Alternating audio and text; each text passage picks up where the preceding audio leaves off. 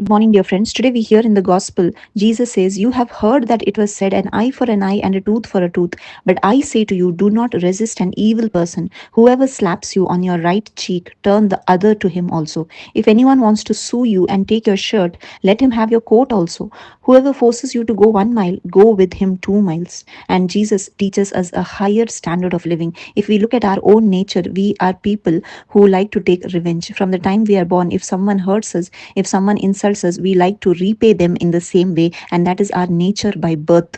But Jesus gives us a higher standard. He says, if someone slaps you on the right cheek, offer the left one also. He does not ask us to take revenge, but he's telling us to forgive, because Jesus also forgave everyone. We see whoever hurt him, whoever slapped him, whoever spat on him, he did not return back evil for evil, but instead he returned good for evil. And that's why Jesus has given us a new commandment, that is, love the Lord your God with all your strength, heart and mind, and love your neighbor as yourself. And he says to love your neighbor, and that because he followed that way of life by loving everyone, even those who insulted him, even those who hurt him, he forgave. And we also need to have the same spirit of forgiveness that Jesus had. That's why when Jesus went, he said, I will not leave you orphan, but I will send you the helper, the Holy Spirit. Today the Holy Spirit is our helper. If we have heard the gospel, and if we have truly understood the gospel and understood that Jesus is my substitute from my birth till my death, he took my place on the cross. If we have truly understand the message of the gospel,